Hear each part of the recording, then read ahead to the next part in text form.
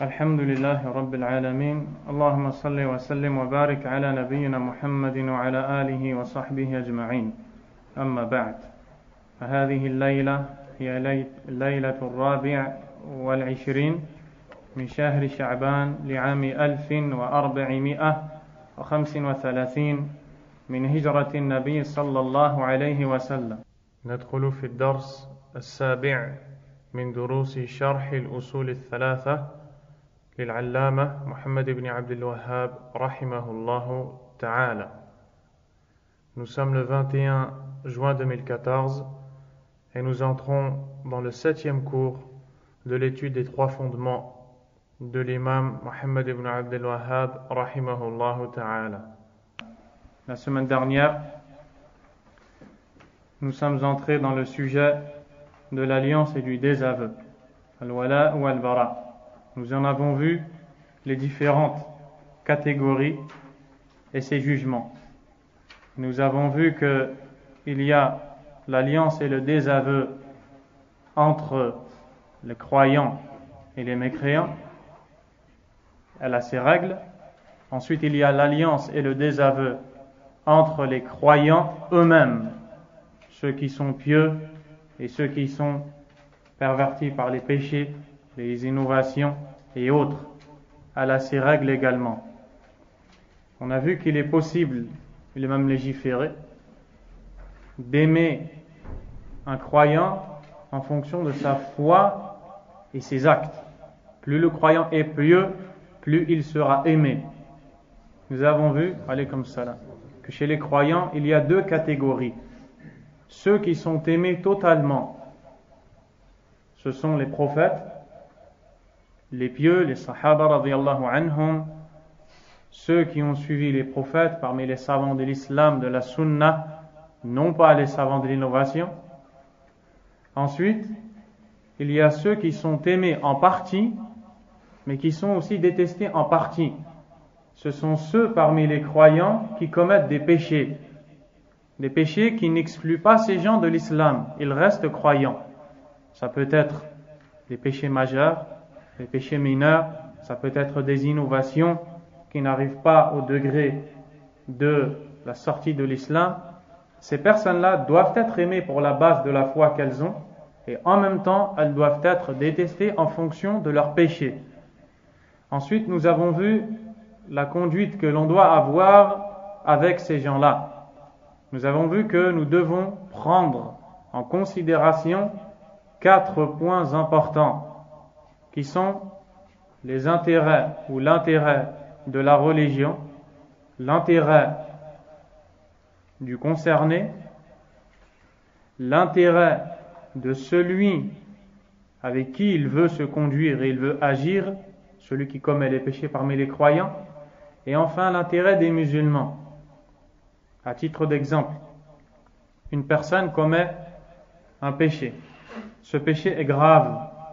Je dois l'aimer si cette personne est croyante pour la base de la foi qu'elle a en Allah subhanahu wa ta'ala.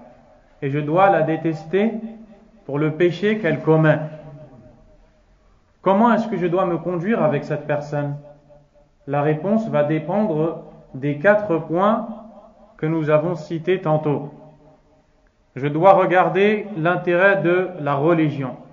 Quelle est le meilleur à faire vis-à-vis de la religion?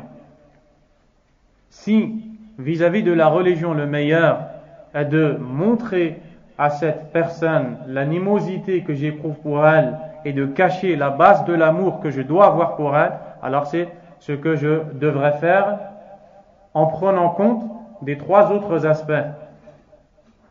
Deuxièmement, il y a l'intérêt que j'ai moi, l'acteur, à me conduire avec cette personne. Quel intérêt j'ai à lui montrer mon amour ou à lui montrer mon animosité? Car j'éprouve ces 2 choses pour cette personne qui est croyante mais qui pêche. Donc, je dois regarder l'intérêt que j'ai. Par exemple, si je sais qu'en restant avec cette personne et en lui montrant mon amour et en cachant mon animosité pour elle, je risque de pencher vers cette personne et donc d'être affecté par ses comportements, par ses péchés, alors je dois faire prévaloir mon intérêt. Donc, à ce moment-là, je ne dois pas lui montrer l'amour, je dois lui montrer le contraire. Troisièmement, l'intérêt de la personne avec qui je veux avoir ce comportement que la religion me demande d'avoir, le croyant qui pêche. Je dois regarder, est-ce que si je lui montre mon amour et lui cache mon animosité, il va continuer dans cet égarement et dans ce péché? Si c'est oui, je ne dois pas le faire. Je dois plutôt lui montrer le contraire. Quatrièmement, l'intérêt des musulmans. Qu'est-ce que cela veut dire? Est-ce que si les musulmans me voient montrer de l'amour à cette personne, cet innovateur, ou bien ce grand pécheur, est-ce que si les musulmans me voient montrer de l'amour à cette personne et ne pas lui montrer d'animosité, ils vont être affectés et ils vont donc penser que cette personne est pieuse et donc vont la fréquenter et plus tard suivre ses pas? Si c'est le cas, je ne dois pas le faire. Et donc je dois prendre en considération ces 4 aspects. Et certains, parmi les gens des passions, ne prennent en considération que un de ces aspects. Ils regardent l'intérêt de la personne avec qui on veut agir et ils disent, si tu lui montres l'animosité, cette personne ne va pas revenir à la guider, elle ne reviendra pas à l'ordre d'Allah et tu seras la cause de son égarement. Cette parole est due à un manque de compréhension, voire même un manque de connaissance de ce que la religion d'Allah tabaraka wa ta'ala nous demande de mettre en pratique comme règle religieuse. Car, certes, il se peut qu'à cette personne, je montre l'animosité et je cache l'amour, ce qui va faire que cette personne ne reviendra pas sur le droit chemin. Mais de l'autre côté, où est l'intérêt des musulmans qui, eux, me verront montrer l'amour à cette personne et qui penseront que cette personne est pieuse?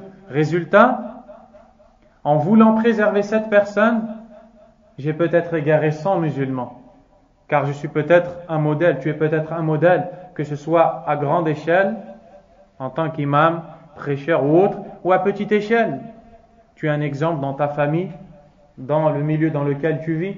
Donc voyez l'importance de ces règles qui sont émises par la religion d'Allah subhanahu wa ta'ala. D'où l'importance d'apprendre la croyance en détail et ne pas écouter ceux qui font fuir les musulmans de l'apprentissage de la croyance. Car l'apprentissage de la croyance égale le chemin vers le paradis. Et l'ignorance de la croyance égale le chemin vers l'enfer, qu'on le veuille ou non. Ainsi était le prophète sallallahu alayhi wa sallam. L'imam Ibn Taymiyyah rahimahullah a dit, en montrant une règle très importante dans ce sujet, Al-mu'min alayhi an yu'adiya fillah wa yuwaliya fillah. Il incombe, il est obligatoire aux croyants d'avoir de l'animosité pour Allah et de l'amour pour Allah. C'est-à-dire que le croyant doit aimer pour Allah ceux qui méritent cet amour et détester pour Allah ceux qui méritent cette animosité. Et la condition ici est de la plus grande importance pour Allah subhanahu wa ta'ala, car vous allez voir ce qu'est le sectarisme qui consiste à aimer ou détester ou baser l'alliance et le désaveu sur le suivi d'une personne, d'un groupe, d'une pensée. Toutes ces choses hors du Coran et de la Sunna, alors que l'alliance et le désaveu doivent être fondés sur le Coran et la Sunna. Donc, l'imam Ibn Taymiyyah rahimahullah nous montre que nous ne devons pas éprouver de l'amour ou de l'animosité en fonction d'une terre, en fonction du fait que la personne est issue du même pays que nous, de la même origine, ou bien du même courant de pensée, des mêmes buts, et toutes ces choses-là, de la même nationalité, de la même tribu, du même groupe, et ainsi de suite. Ibn Taymiyyah rahimahullah a dit, il est obligatoire aux croyants d'établir l'animosité pour Allah et l'amour pour Allah. Il dit وَلْيُعْلَمْ أَنَّ الْمُؤْمِنَ تَجِبُ مُوَالَاتُهُ وَإِنْ ظَلَمَكَ وَاعْتَدَى عَلَيْكَ. Et on doit savoir qu'il est obligatoire d'aimer le croyant quand bien même il t'aurait opprimé et aurait transgressé à ton égard. De quel amour est-ce qu'il parle ici? Il parle de l'amour de base, du fait que ce croyant qui, malgré son injustice, a la base de la foi.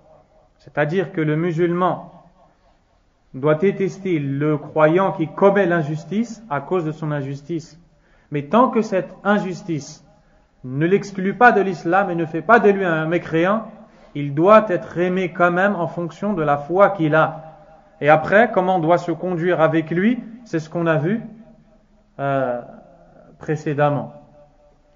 Ensuite, il dit وَالْكَافِرْ تَجِبُ مُعَادَاتُهُ وَإِنْ أَعْطَاكَ وَأَحْسَنَ إِلَيْكَ. Et quant au mécréant, il est obligatoire d'avoir pour lui de l'animosité, quand bien même il t'offrirait des choses ou serait bon envers toi. فإن الله سبحانه وتعالى بعث الرسل وأنزل الكتب ليكون الدين كله لله. Car certes, Allah, exalté soit-il, a envoyé ses messagers et fait descendre ses livres afin que la religion tout entière soit vouée à Allah. فيكون الحب لأوليائه والبغض لأعدائه.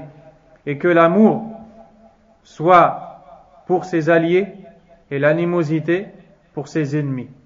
Ibn Taymiyyah rahimallah continue jusqu'à dire وإذا اجتمع في الرجل الواحد خير وشر وفجور وطاعة ومعصية وسنة وبدعة مخلط استحق من الموالاة والثواب بقدر ما فيه من الخير واستحق من المعاداة والعقاب بحسب ما فيه من الشر. Et si un homme unit en lui le bien et le mal, le péché, la bonne action, la sunna et la bid'a, il méritera alors un amour en fonction du bien qu'il a et une animosité en fonction du mal qu'il a en lui. فيجتمع في الشخص الواحد موجبات الإكرام والإهانة. Il est donc possible que soit réuni chez une personne ce qui provoque l'amour pour lui et l'animosité pour lui, ou pour elle, pardon. فيجتمع له من هذا وهذا. Il peut unir en lui ces deux choses-là. Puis il dit هذا هو الأصل الذي اتفق عليه أهل السنة. Ceci est la base sur laquelle les partisans de la sunna sont unanimes.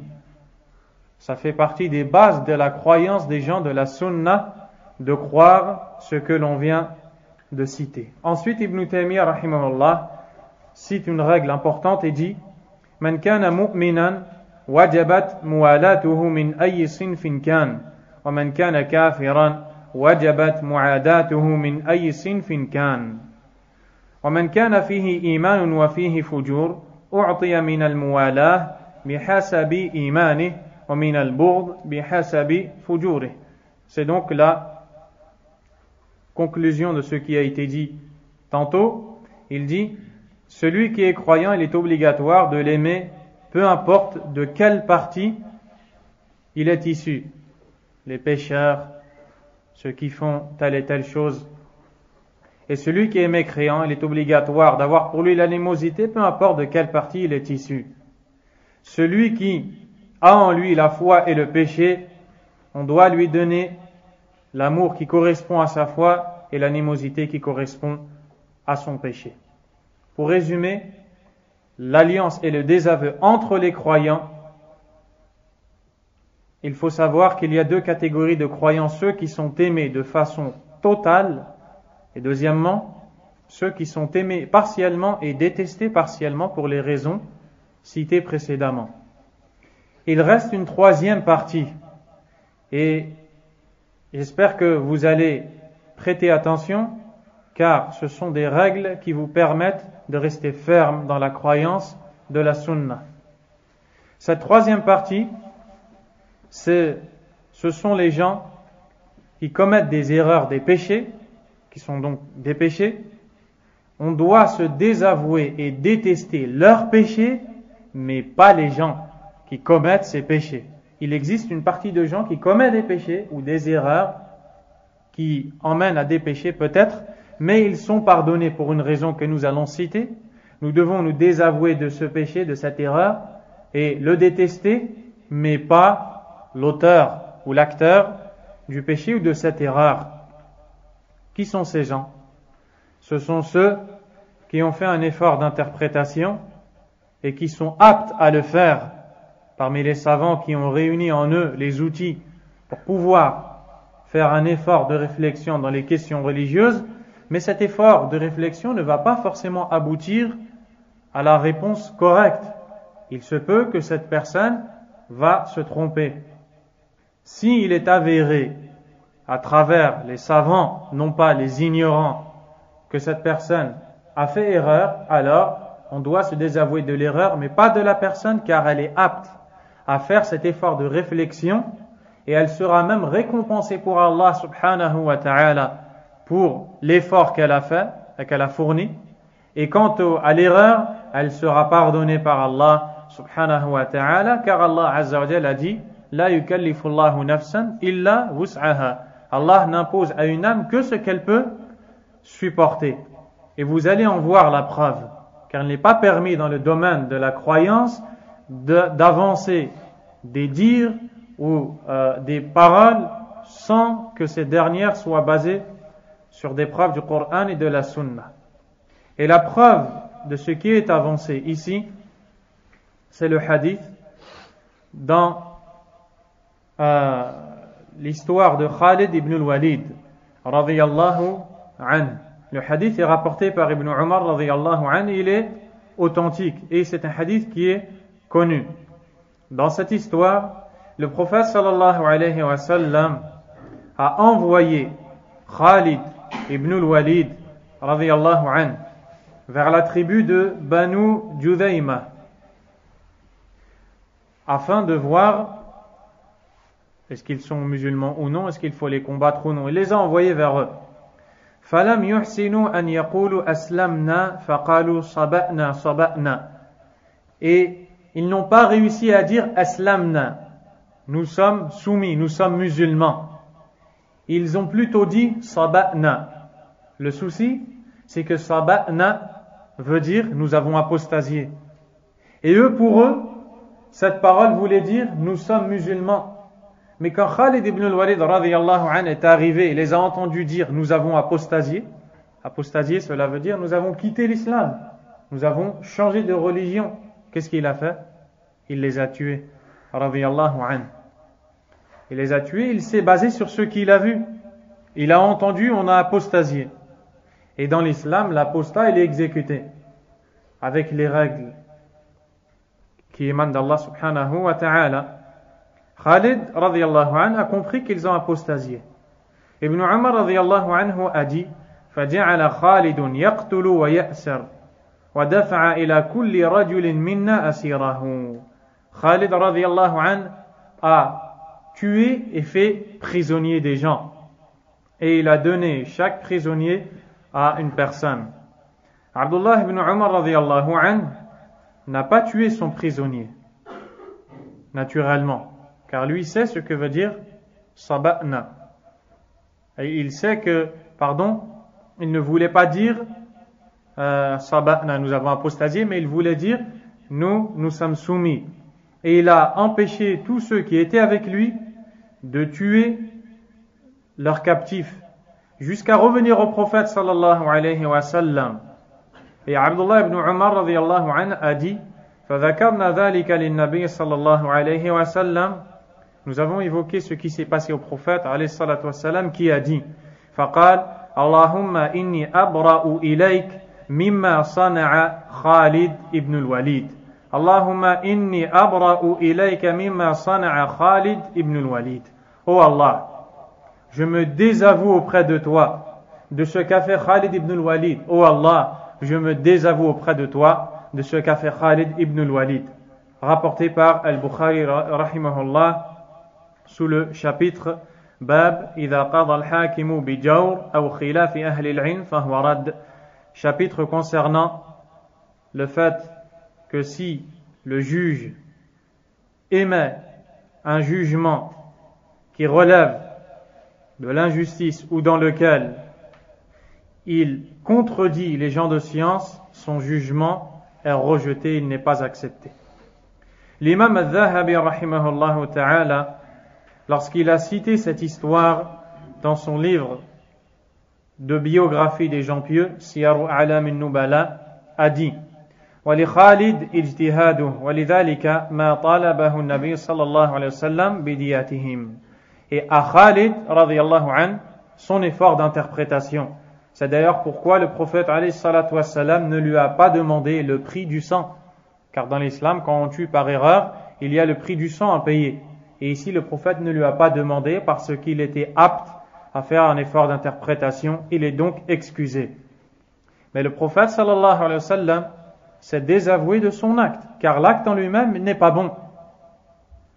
Et c'est pour ça que l'imam Hafiz ibn Hajar rahimahullah a dit وَالَّذِي يَظْهَرْ أَنَّ التَّبَرُّأَ مِنَ الْفِعْلِ لَا يَسْتَلْزِمُ إِثْمَ فَاعِلِهِ. Il apparaît que se désavouer de l'acte n'implique pas forcément que l'action est un péché. Vous avez compris? Se désavouer de cette action ne veut pas forcément dire que cette action, se désavouer de cette action ne veut pas forcément dire que l'acteur est dans le péché. Que l'acteur est dans le péché pour les raisons que vous venez de voir. Donc, on peut se désavouer d'un acte sans se désavouer de l'acteur et sans le détester. Mais prenez garde à toutes ces personnes qui ont fait de ce que l'on vient de dire une base dans l'alliance et le désaveu. Et c'est un égarement évident, sans le moindre doute. Car les savants disent qu'à la base, celui qui commet un péché, il doit être, s'il est croyant, aimé pour sa foi et détesté pour son péché. Le péché doit être détesté et le pécheur doit être détesté. Et le cas qu'on vient de citer est une exception à cette règle de base. Et on ne doit pas faire de ce cas une règle de base, car alors à ce moment-là, on aura contredit les textes du Coran et de la Sunna. C'est donc une question de la plus grande importance, comme vous venez de le voir. Et si vous voyez des gens qui disent on doit certes détester l'action, mais pas l'acteur, sachez que ces gens-là ne sont pas dans la guidée du prophète sallallahu alayhi wa sallam. Car le prophète lui-même, n'est-il pas celui qui a dit al-hubbu fillah wal-bughdu fillah, celui qui man ahabba fillah wa abghada fillah wa a'ta lillah wa man'a lillah faqad istakmala al-iman. Celui qui aime pour Allah et déteste pour Allah, qui donne pour Allah et prive pour Allah, aura complété sa foi. Donc la foi n'est complète que quand ces deux bases qui sont l'alliance et le désaveu sont réunies. Et ce que l'on vient de dire est une exception qui a les conditions que nous avons citées. Voici donc les différentes catégories d'alliance et de désaveu. Et chaque catégorie a son jugement. Et donc nous devons prendre en compte ces points qui sont de la plus grande importance. Et c'est d'Allah Azza wa Jal que vient l'aide et l'assistance, et c'est lui qu'on implore de nous guider dans la sunna et de nous éloigner de l'égarement des négateurs. Ce sont donc, de façon globale, les bases à connaître dans l'alliance et les désaveux que nous venons de voir. Le Cheikh Sulayman al-Ruhayli, waffaqahullah wa hafidhahullah, le savant de Médine, a cité 4 points à connaître qui ne font pas partie de l'alliance pour un kafir. Car les gens ont tendance à faire l'amalgame et à faire entrer des choses dans des contextes qui ne sont pas les leurs. à cause du manque de compréhension de toutes ces règles qui viennent d'Allah tabaraka wa ta'ala. Lorsqu'on a enseigné et étudié les annulatifs de l'islam, on en a vu plus d'une dizaine, si mes souvenirs sont bons. Ici, il va en citer 4, c'est-à-dire ce sont 4 choses qui, si les musulmans les font, elles ne sont pas de l'alliance avec un kafir billah subhanahu wa ta'ala. La première qui a été citée par le cheikh, hafidhahullah, c'est que rendre le bien à un kafir qui ne nous combat pas par un bien, rendre le bien par un bien à un kafir qui ne nous combat pas est une bonne chose et ce n'est pas une chose qui est interdite par Allah tabaraka wa ta'ala. Si ce kafir en question te rend un service, t'offre une chose, un cadeau, te fait un bien, il est bon de lui rendre ce bien. Il est bon de lui rendre ce bien. Il ne faut pas croire qu'être bon avec cet homme-là est un péché.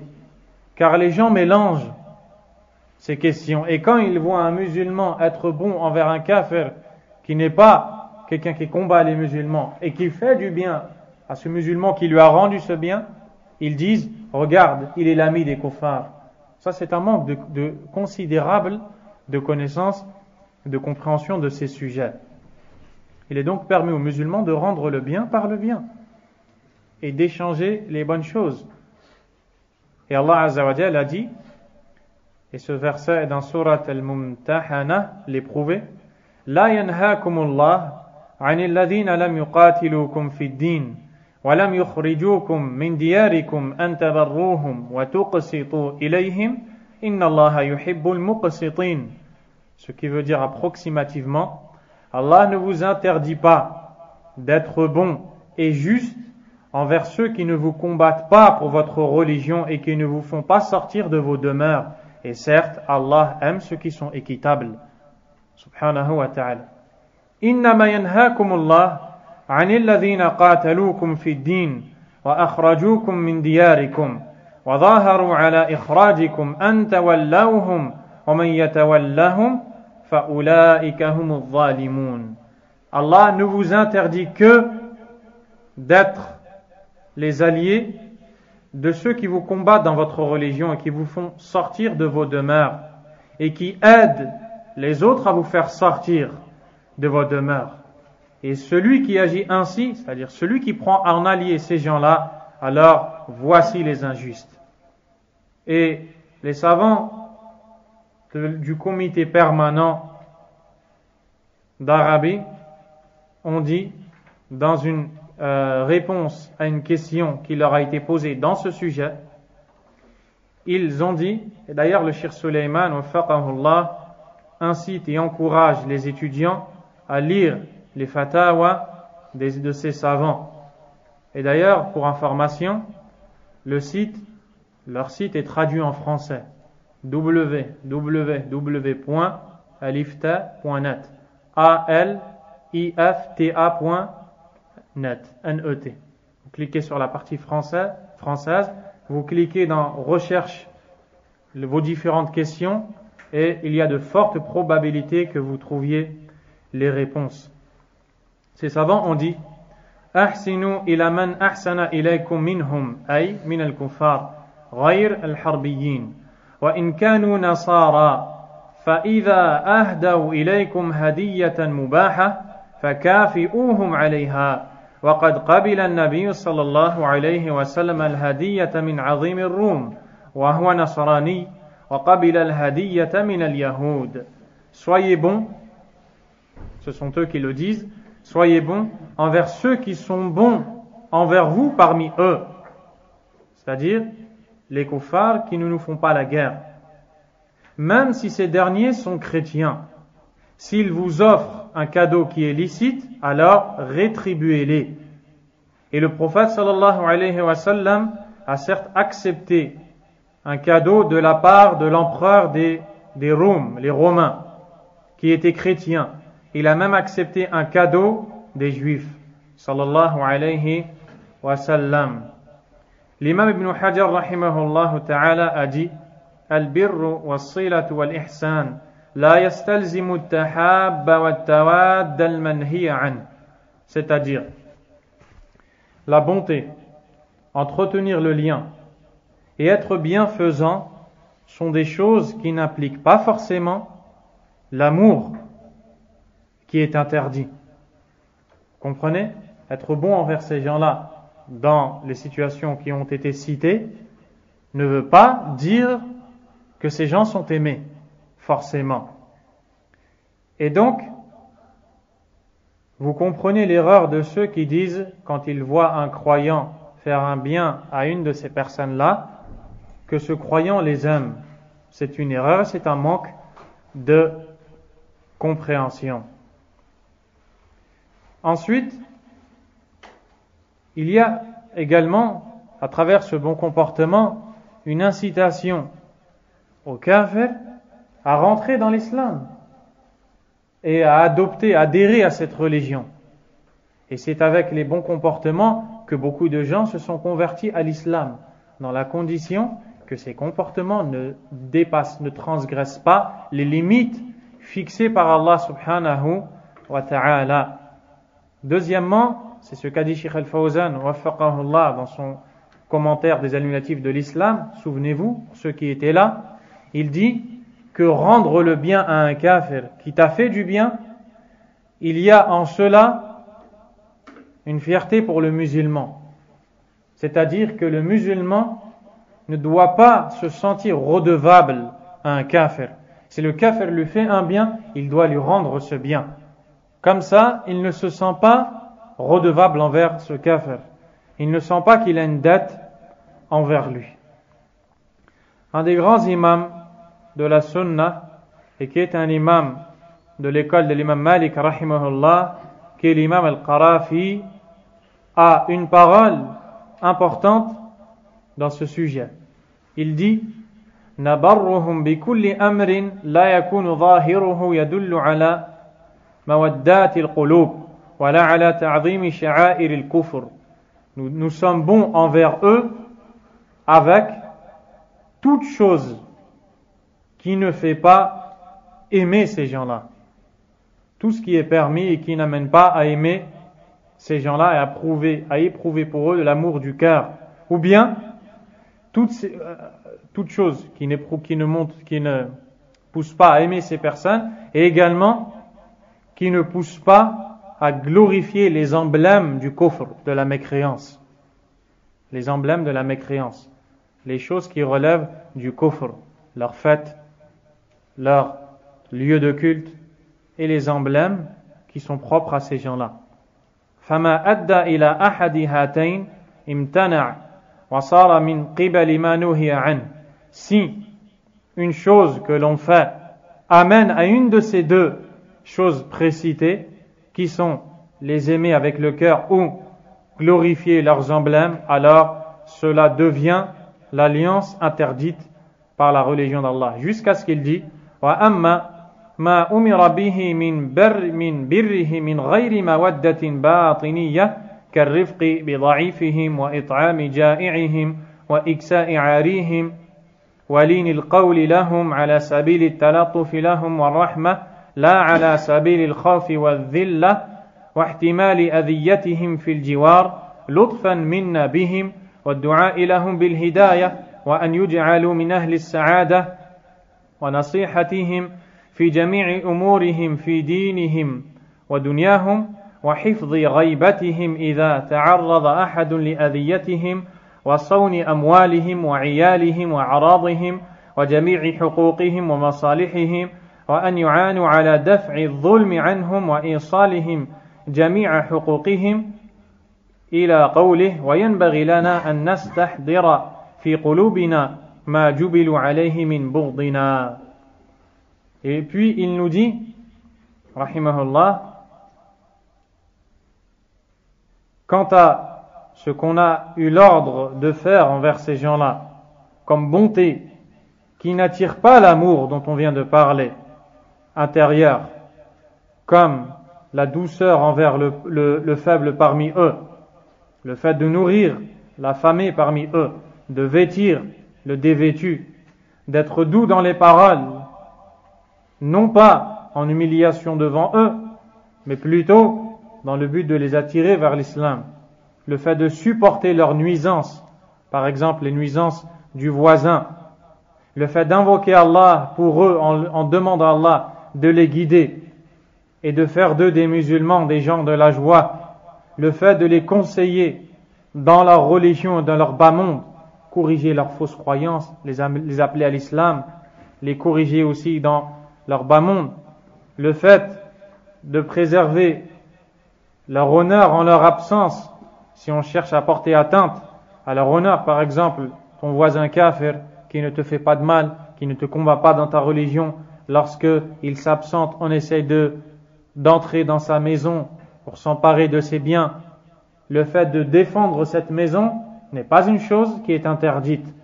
Le fait de préserver leurs biens et leurs droits, leurs intérêts, le fait de les aider à repousser l'injustice et à bénéficier de leurs droits. Toutes ces choses-là ne sont pas interdites par Allah tabaraka wa ta'ala. Mais, écoutez bien, il incombe en même temps de garder dans le cœur que ces gens-là nous détestent et que nous les détestons.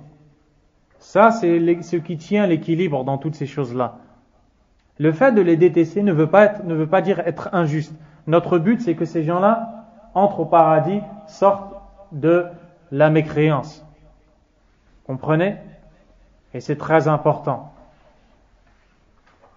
Il dit, nous devons garder à l'esprit constamment et dans le cœur qu'à la base, ces gens-là nous détestent et réfutent notre prophète sallallahu alayhi wa sallam.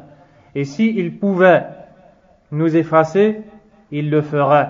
S'il pouvait nous prendre nos biens, il le ferait. Et ils sont les plus grands désobéissants à Allah tabaraka wa ta'ala. Nous devons constamment garder cela à l'esprit. Pourquoi? Car si on ne garde pas ça à l'esprit, il se peut qu'on penche vers eux. Et alors, on les aime d'un amour qui est l'alliance interdite par Allah tabaraka wa ta'ala.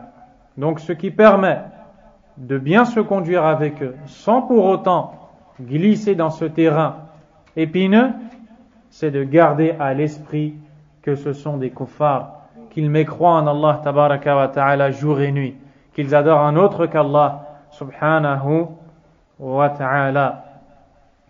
Donc, le musulman a aussi le droit de manger avec eux, d'être avec eux sous deux conditions.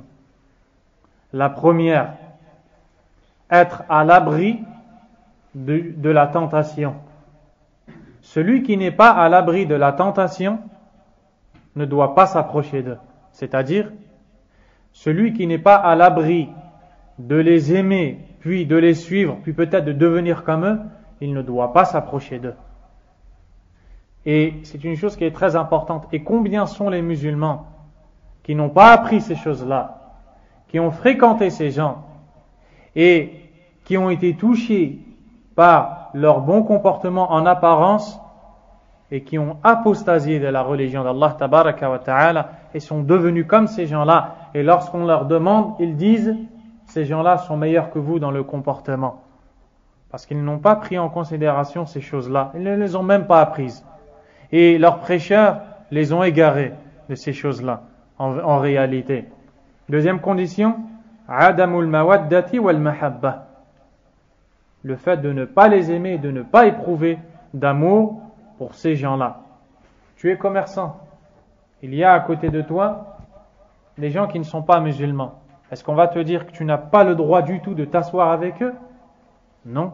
Tu n'as pas le droit du tout de manger avec eux? Non.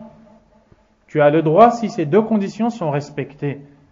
Le voisin, on va dire que tu ne dois jamais l'inviter, que tu ne dois jamais répondre à son invitation? La réponse est non. Si ces conditions sont respectées, tu peux le faire. Car ton but à la base, c'est de ramener les gens à la religion d'Allah subhanahu wa ta'ala. Mais si on t'invite dans une chose où il y a ce qu'Allah et son prophète ont interdit, alors c'est interdit. si on t'invite à table, sur une table dans laquelle on y pose, ou sur laquelle on pose une boisson illicite, alcoolisée, un aliment interdit, et ainsi de suite, tu ne t'approches pas de cette table. Les savants de l'ajna ont dit يجوز أن تأكل مما يقدمه لك زميلك النصراني من الطعام سواء كان ذلك في بيته أو غيره إذا ثبت لديك أن هذا الطعام ليس بمحرم في نفسه أو جهل حاله لأن الأصل في ذلك الجواز حتى يدل الدليل على المنع ومن هذا الباب أيضا جواز مزاورتهم وجواز الإذن للكفار في الزيارة كما قلنا بالشرطين العظيمين أمن الفتنة وعدم المحبة.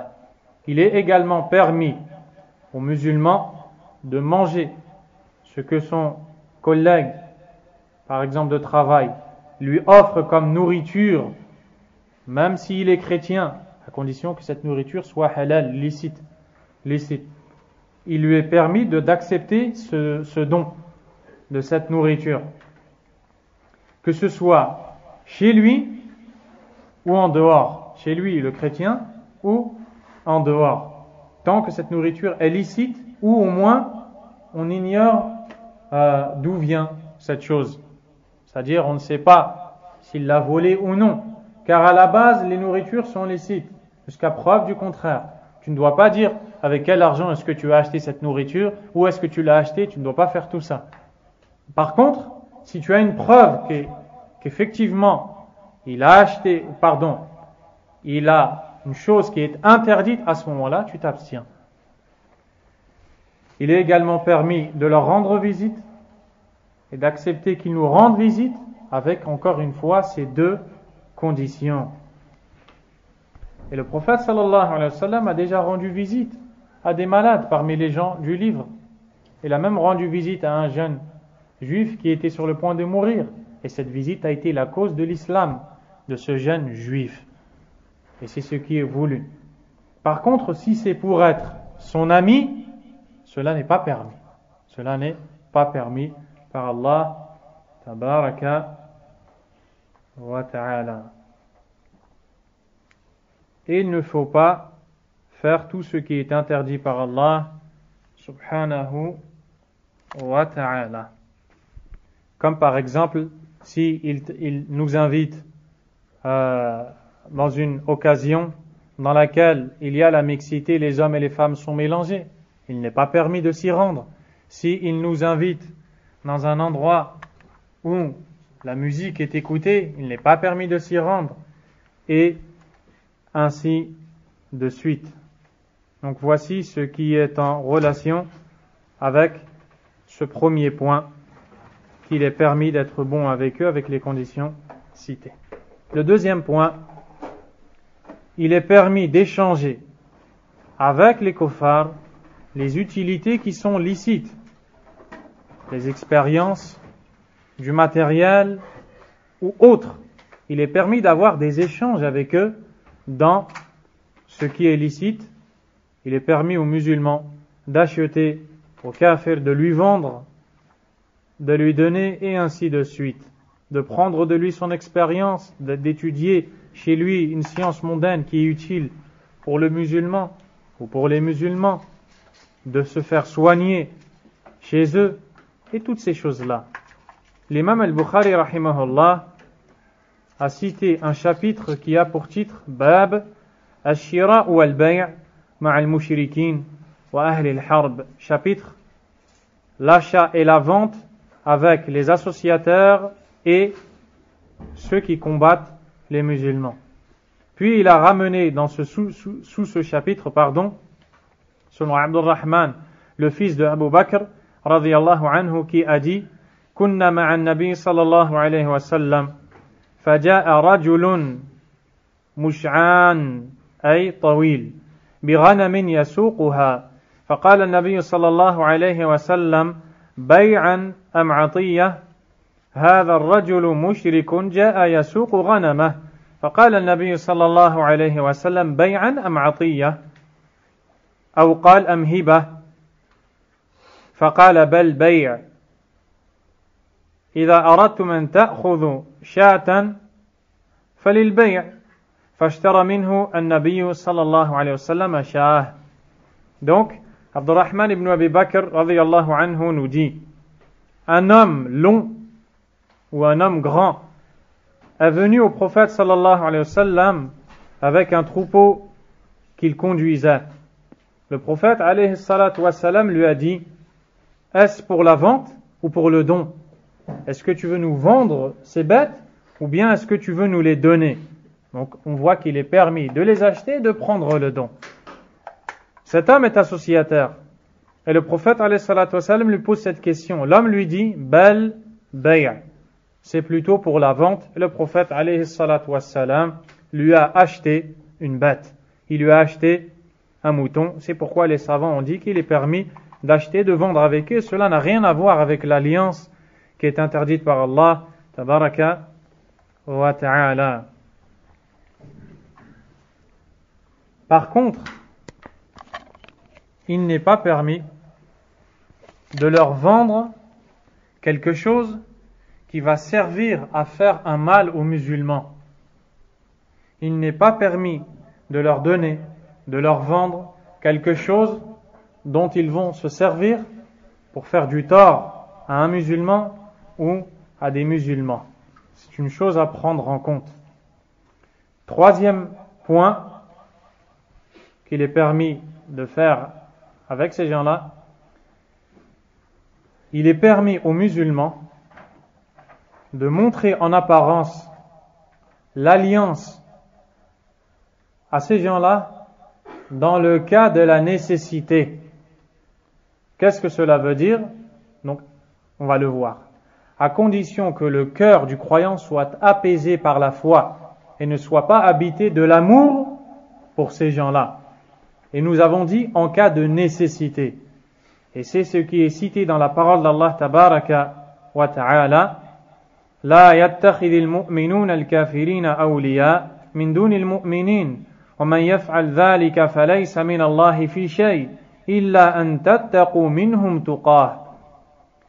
Que les croyants ne prennent pas les kuffars en alliés en dehors des croyants. Celui qui agit ainsi n'a rien à voir avec Allah, sauf dans le cas où vous cherchez à vous protéger d'un mal de ces gens-là. Si tu sais que ces gens-là vont te faire un mal et vont t'atteindre d'une nuisance, peut-être physique ou autre, il t'est permis de montrer en apparence ce qui n'est pas en vérité dans ton cœur comme alliance. Abdullah ibn Abbas radiyallahu anhuma, le cousin du prophète sallallahu alayhi wa sallam a dit, Naha Allah subhanahu al-mu'minin an yulatifu al-kuffar aw yattakhidhuhum walijatan min duni al-mu'minin illa an yakuna al-kuffaru alayhim zahirin fayudhhiruna lahum al-lutf wa dhalika fi qawlihi illa an tattaqu minhum tuqah. Le cousin du prophète alayhi salatu wa sallam a dit, Allah a interdit aux croyants de se faire allier de ces gens en dehors des croyants, sauf dans le cas où ils dominent les croyants et ils risquent de leur faire quelque chose. À ce moment-là, pour se protéger, ils montrent ce qu'ils n'ont pas dans le cœur. Et c'est arrivé à alaykum salam, à un compagnon, si mes souvenirs sont bons, c'est Ammar ibn Yasir radiyallahu anhu, qu'on a contraint à prononcer la mécréance, à insulter le prophète sallallahu alayhi wa sallam, et on le menaçait de le tuer. Il a résisté jusqu'à arriver à un degré où il ne pouvait plus patienter car c'était difficile, et alors il a prononcé des paroles de mécréance. Et Allah tabaraka wa ta'ala a révélé un verset pour montrer que les gens qui agissent comme lui, qui ont le cœur plein de foi, n'ont rien à voir avec ceux qui ont pris en allié les kuffars. Il est venu inquiet voir le prophète alayhi salatu wassalam. Le prophète lui a dit, Kayfa tajidu qalbak? Comment est-ce que tu sens ton cœur? Il lui a dit, Mutma'innan bil iman. Je le sens apaisé par la foi. Il lui a dit, Fa in udu fa'ud. S'il recommence, recommence toi aussi. Et c'est ce dont on vient de parler. Taïb. Ensuite, des paroles de savants ont été citées, mais dans la globalité, ce qui est voulu, c'est ce que l'on vient de dire. Donc l'imam Ibn Jarir al-Tabari, rahimahullah, l'imam des savants du tafsir, des exégètes, et aussi l'imam Ibn Kathir, rahimahullah, ont commenté ce verset par ce que nous venons de dire, et c'est un point très important. Quatrième point à prendre en considération, c'est une règle. Man thabata islamuhu biyaqin la yartafi'u illa biyaqin. Celui dont l'islam est avéré avec certitude, on ne peut lui enlever cet islam qu'avec une certitude.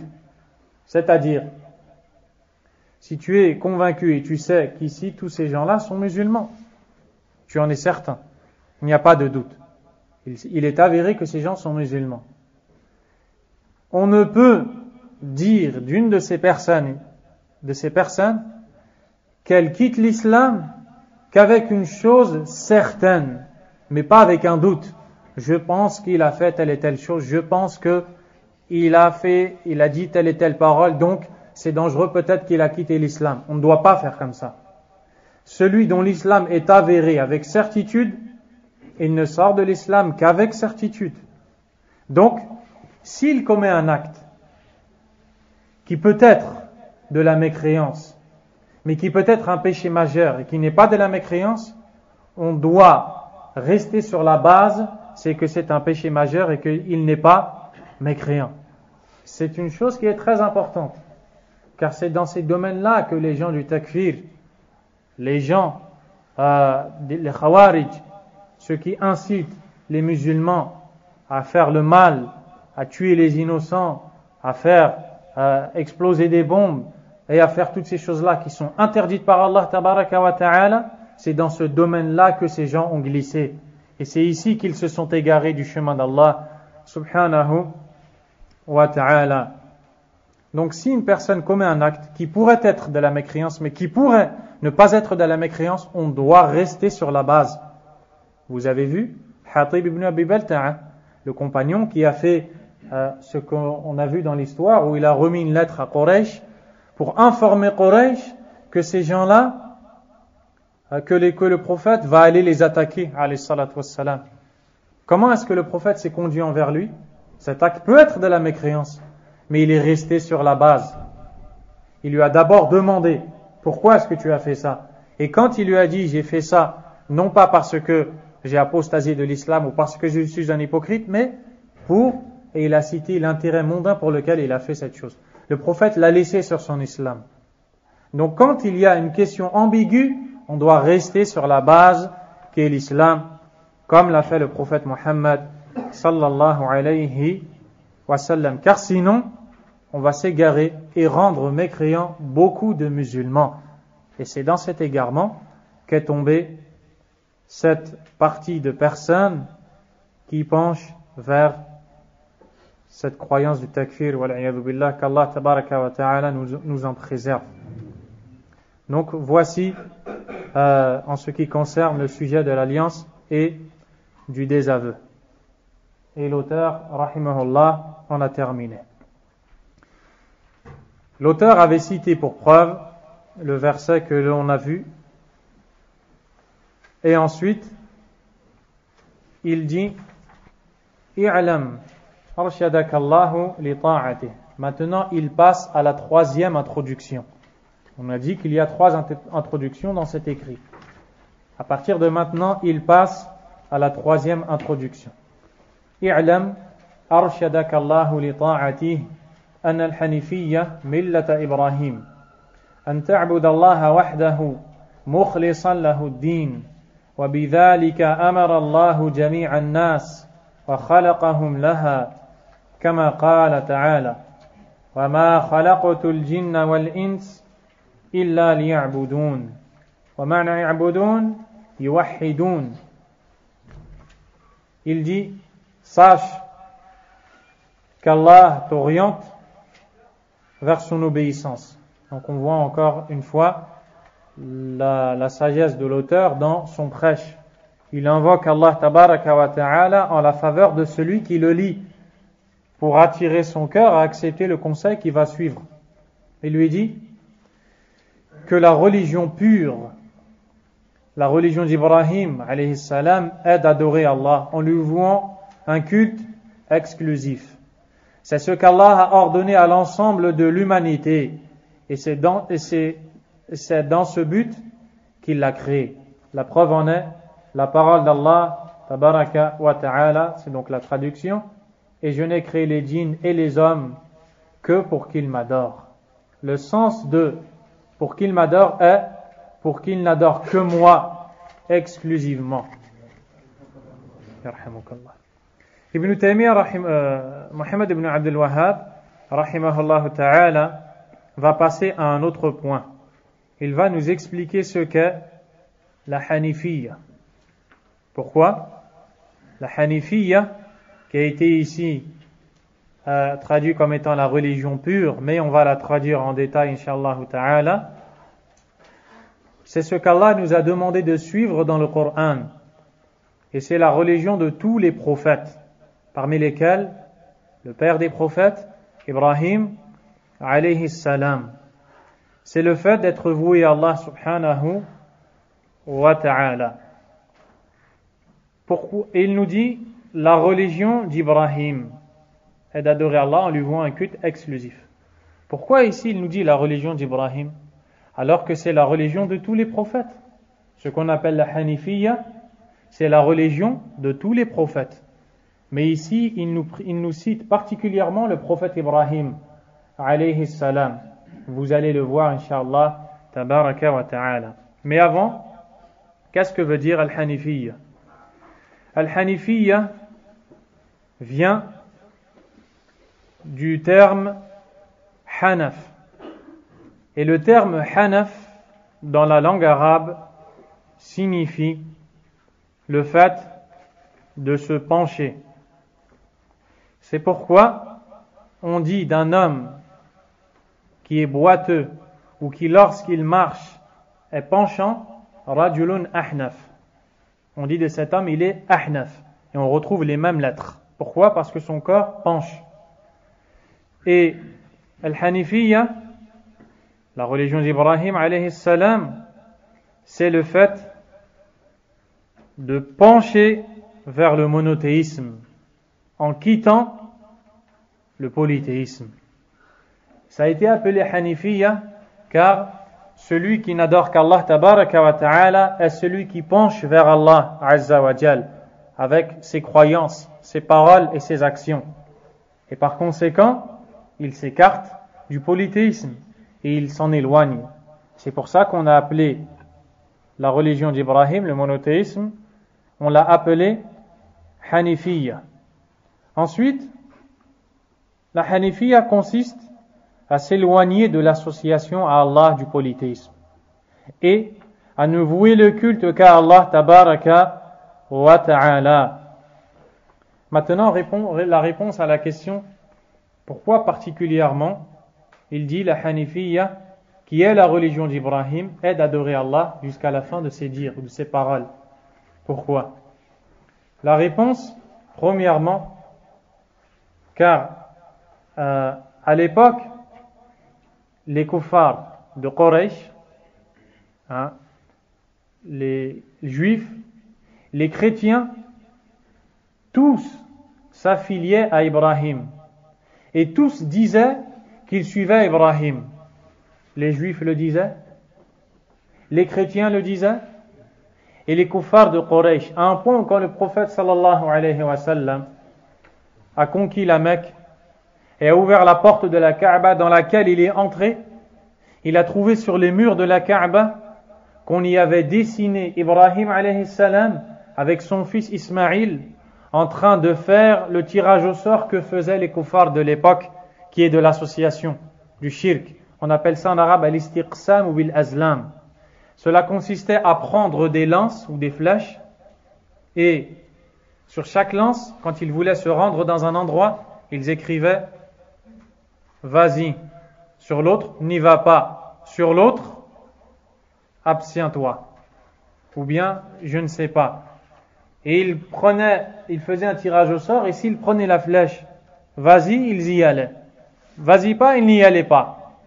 Je ne sais pas, il recommençait le tirage au sort. Et ils ont dessiné Ibrahim qui faisait ça.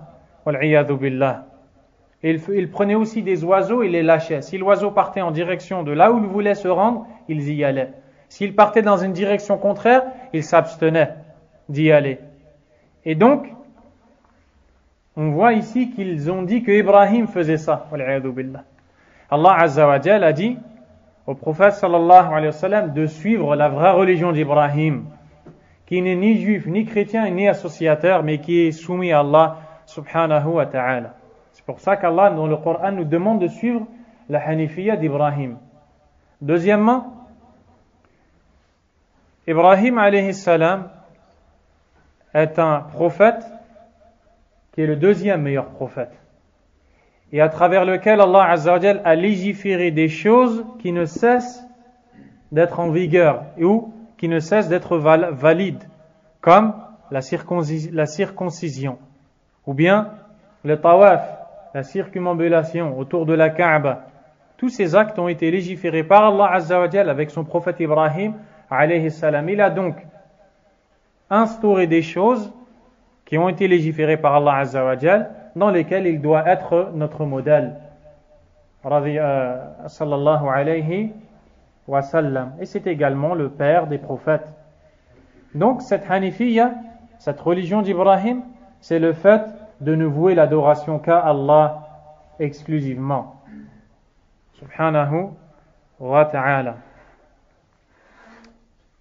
Le fait de ne vouer l'adoration qu'à Allah tabaraka wa ta'ala. Et comme on l'a vu, ce n'est pas une religion qui est propre à Ibrahim, mais c'est la religion de tous les prophètes. Elle consiste à appeler les gens à n'adorer qu'Allah, à n'invoquer qu'Allah subhanahu wa ta'ala. طيب.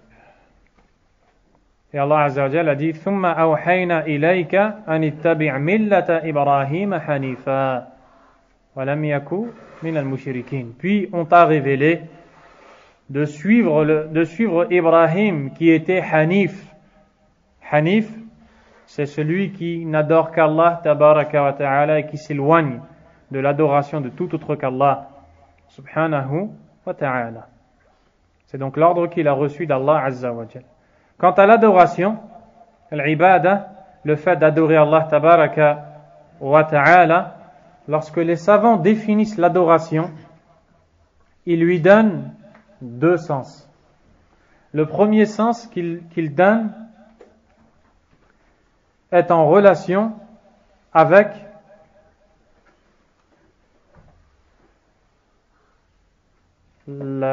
l'acte qui est fait. Par exemple, parmi les adorations, la prière, l'acte de la prière. Ils vont définir l'adoration avec l'acte. Et ils vont définir de la deuxième façon, et on va le voir, inshallah ta'ala. On va le voir, inshallah ta'ala. Ils le définissent avec on va le voir en définissant, inshallah. La première définition que les savants ont donnée, c'est Al-ibada hiya tadhallulu lillahi ta'ala bifi'li awamirihi wa jitinabi nawahihi ala al-wajhi al-mashru'. L'adoration, c'est le fait de s'humilier pour Allah, de montrer à Allah son humilité en accomplissant ses ordres et en délaissant ses interdits à la manière légiférée. Donc cette définition est en relation avec l'adoration dans le sens du rapprochement vers Allah. Lorsqu'on l'on cherche à se rapprocher d'Allah tabaraka wa ta'ala. Sous cet angle, c'est la définition de l'adoration. Quand on cherche à se rapprocher d'Allah subhanahu wa ta'ala. Et comme il a été dit dans la définition, à la manière légiférée. Et la manière légiférée, c'est d'être sincère et de suivre le prophète sallallahu alayhi wa sallam. Quant à la deuxième définition de l'adoration, c'est celle qui est connue et qui a été donnée par l'imam Ibn Taymiyyah rahimahullah lorsqu'il dit dans son livre Al-Ubudiyya, la dévotion, il dit Ismun jami' li kulli ma yuhibbuhu Allah wa yardah min al-a'mal wal aqwal al-zahira wal batina. L'adoration est un nom qui englobe tout ce qu'Allah aime et dont il est satisfait, comme parole ou action apparente ou cachée. Ça, c'est la définition de l'adoration. Wa alaykum assalam wa rahmatullah. L'adoration est un nom qui englobe tout ce qu'Allah aime et dont il est satisfait, comme parole ou acte apparent ou caché. Tout ce qu'Allah tabaraka wa ta'ala aime, comme parole ou action, et dont il est satisfait, cette chose est une adoration. Puis il cite qu'il y a des actes qui sont apparents et d'autres qui sont cachés. Qu'est-ce qu'il veut dire par là? Qui a la réponse? Hafid, tu as la réponse? Exactement. Les actes apparents, qui sont les actes physiques que l'on voit à l'extérieur, comme la prière, le jeûne, l'aumône, et les actes intérieurs, ce sont les actes du cœur que l'on ne voit pas extérieurement, comme l'amour d'Allah, la crainte d'Allah, l'espoir en Allah, la sincérité envers Allah, et toutes ces choses-là qui sont dans le cœur. Ce sont des actes, mais ce sont des actes qui sont intérieurs et qui ne sont pas apparents. Et les deux définitions sont liées. Les deux définitions sont liées. Car lorsque l'on parle de la première définition, on parle de la définition, c'est-à-dire du rapprochement envers Allah. C'est-à-dire qu'on dit, qu'est-ce que veut dire l'adoration quand on parle de se rapprocher d'Allah tabaraka wa ta'ala? On dira, cela consiste à s'humilier, à montrer son humilité à Allah en accomplissant ses ordres et en délaissant ses interdits. Ensuite, quand on dira, en quoi consiste l'adoration en tant que parole et action, on répondra, l'adoration est un nom qui englobe tout ce qu'Allah aime et dont il est satisfait comme parole et acte apparent ou caché. Et cette adoration, on ne doit l'avouer qu'à Allah exclusivement et sincèrement, subhanahu wa ta'ala. L'auteur a dit,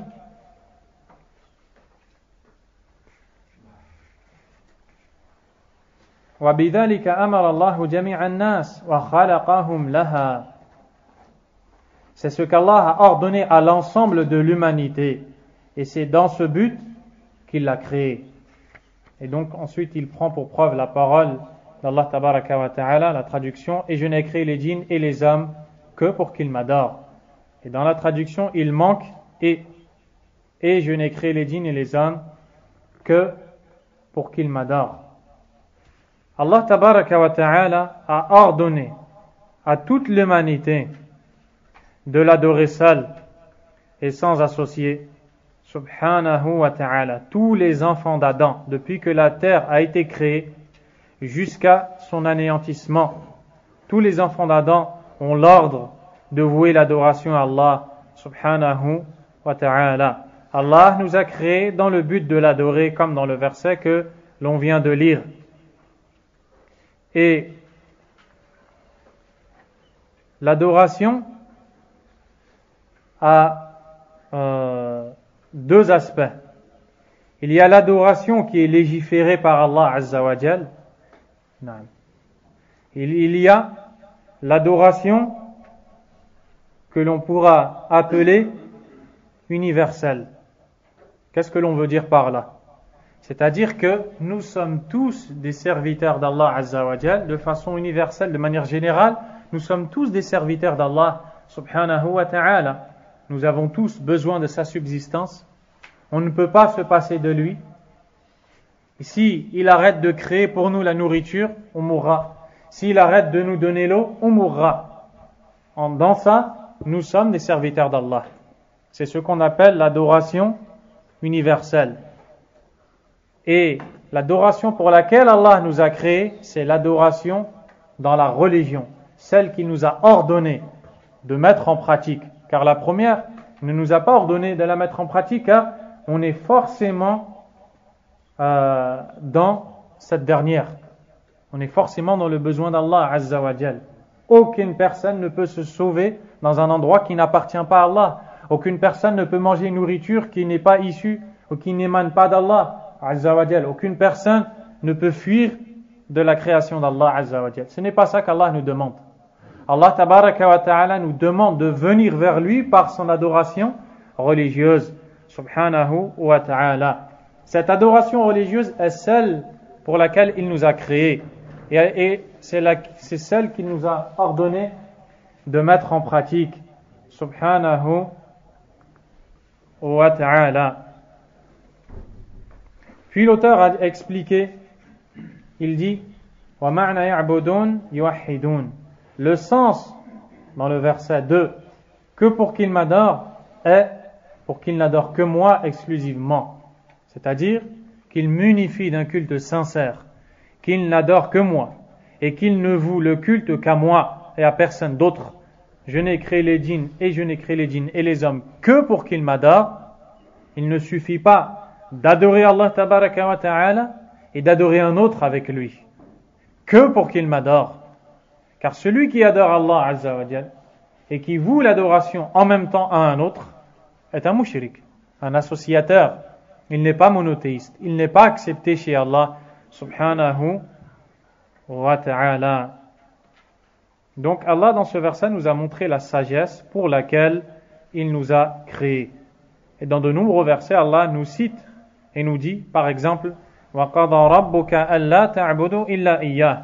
Et ton Seigneur a décrété, a ordonné, n'adorer que lui. Il dit aussi, يَا أَيُّهَا النَّاسُ اُعْبُدُوا رَبَّكُمْ. Ô vous les gens, adorez votre Seigneur. Il dit aussi, وَمَا أَرْسَلْنَا مِنْ قَبْلِكَ مِنْ رَسُولٍ إِلَّا نُوحِي إِلَيْهِ أَنَّهُ لَا إِلَهَ إِلَّا أَنَا فَاعْبُدُونَ. Et nous n'avons pas envoyé avant toi de messagers sans lui révéler que nulle autre divinité que moi ne mérite l'adoration. Adorez-moi donc. C'est pourquoi l'auteur continue et dit وَأَعْظَمُ مَا أَمَرَ اللَّهُ بِهِ التَّوْحِيدُ وهو إفراد الله بالعبادة وأعظم ما نهى عنه الشرك وهو دعوة غيره معه والدليل قوله تعالى واعبدوا الله ولا تشركوا به شيئا. C'est-à-dire la chose la plus importante qu'Allah nous ait ordonné, c'est de reconnaître son unicité, c'est-à-dire de ne vouer d'adoration qu'à Allah. Quant à la plus importante des choses qu'il nous est interdite, c'est le polythéisme, qui consiste à adorer autre que lui avec lui. Quand il dit qui consiste à adorer autre que lui avec lui, ce n'est qu'une forme de polythéisme. Car celui qui n'adore pas du tout Allah et qui adore autre est aussi un polythéiste. Et ça n'a pas été cité ici. La preuve en est la parole d'Allah Tabaraka wa Ta'ala, le verset 36 de Suratu An-Nisa, la traduction « Adorez Allah et ne lui attribuez nul associé dans vos adorations ». C'est donc la chose la plus importante qu'Allah Tabaraka wa Ta'ala nous a ordonné. Et c'est ce qui va faire l'objet de notre prochain cours. Inch'Allah Ta'ala, on s'arrête ici. Allahu a'lam. Wa sallallahu wa sallam wa baraka ala nabiyyina Muhammad wa ala alihi wa sahbihi ajma'in. Subhanakallahumma wa bihamdik. Ashhadu an la ilaha illa ant. Astaghfiruka wa atubu ilayk.